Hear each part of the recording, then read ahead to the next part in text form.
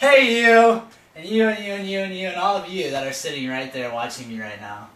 My name is Teddy Rowland, and I'm going to inform you how to off-road correctly, safely, what kind of vehicle you need, what type of tires correct for you, what kind of ride height you need, which one is proper, which one is improper, which one's safe, which one's not, all of the above information.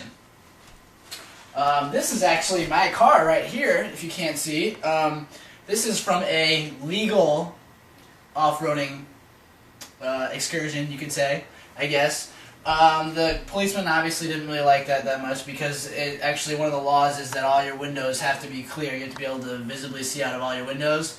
And as you can see, that's even after power washing off the windows. It's pretty funny, the car wash, people wouldn't wash it. They said it was too dirty. Some of the proper vehicle equipment that I'm going to go over is the type of vehicle that you need, the type of tire that is good to use when you're off-roading, and the best ride height that you would like to use, or that is proper to use. The best vehicle type is the first thing I'm going to go over, and that is obviously an SUV. It needs four-wheel drive.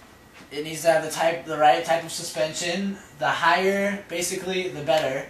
The more clearance you have from mud, rocks, terrain, trees, branches falling down, stuff like that makes the clearance of the car higher. The best tire type is, I have 3 tires listed here. The best tire type basically is the mud terrain tire. This is the mud terrain, this is the all-terrain midway mud terrain tire, and this is your basic all-terrain tire. This is what comes on stock vehicles. These two are aftermarket tires that you have to buy to get put on your vehicle. The all-terrain tire is basically a tire that lasts 50 to 80,000 miles. It's your basic stock tire. Helps you get on highways, roads, streets during the rain, snow, stuff like that. It's best for that. This is a general mid-range tire. This is good. This is decent because it has thicker tread patterns. You can fit mud in it, rocks in it. It'll get through the mud better than the all-terrain would. This is ideally the best type of tire that you would use, which is the mud terrain tire. As you can see, it's a bogger tire. It has very, very deep treads, and they're probably around 6 inches. The deeper the tread, the better. It actually has knobs on the side, as you can see, so that if you get stuck in a rut and there's no mud traction for your tire to grab, you actually the knobs on the side will grab the ruts and pull you through. Another thing that's actually good about these tires is that it helps with the vehicle height. The vehicle height, at best, is something that's lifted with the suspension lift, the body lift, something that will make sure that there's enough clearance, that you can get over things, like I said, like the trees, the branches, actually bigger hills. And sometimes it's actually a necessity because the bigger the tires you need, the more clearance you need underneath the wheel wells to be able to fit the tires, so you actually have to upgrade to a suspension lift or a body lift. The most common body lifts that people do are 3 inches, and the most common suspension lifts that people use are 6-inch suspension lifts.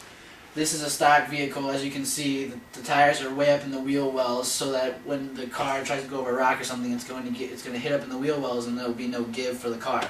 Right here you can see he's actually jumping over a mountain, a small mountain hill right there, and there's still plenty of clearance for the tires.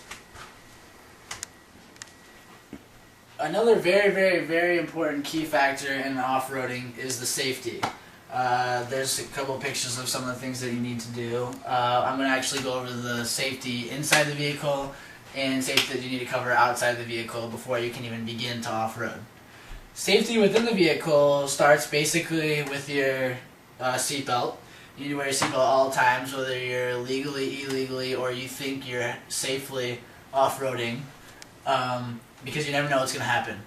Another basic key factor that they normally make you do whenever you're legally off-roading is wear a helmet. They usually will give you a helmet. If not, you need to bring your own. Another thing that is important is that you need to make sure that there's a low enough amount of people in the car that you can have seatbelts for everyone to sit correctly. Outside vehicle safety is another very, very important thing. You need to make sure that you have the right type of lights you need to make sure that you have the right air tire pressure, and you need to make sure you check all the treads. Basically, by what I mean by the lights is that you need to make sure that you have the right type of lights, aftermarket lights, and you need to make sure that your stock lights are working.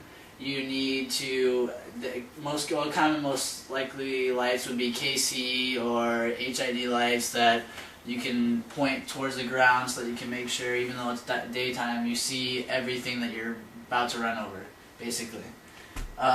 Air pressure is something that you need to check, because the lower the air pressure, the disadvantage is that you have to go slower. The faster you go, the more likely you are that it's not going to help you, and it's just going to spin the tire more. But if you stay in the mile per hour range of 15 miles per hour or lower, you want to keep the air pressure PSI between 15 and 18 when you're off-roading, so the whole entire tire touches the ground and is completely flat. Otherwise, just the middle part, as shown right here, will touch it and it won't grab the mud on the sides.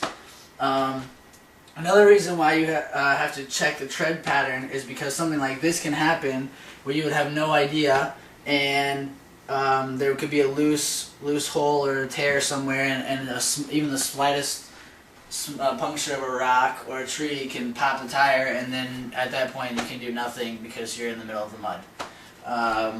So that's something that's very, very, very important, and you always need to check that before you do off-roading.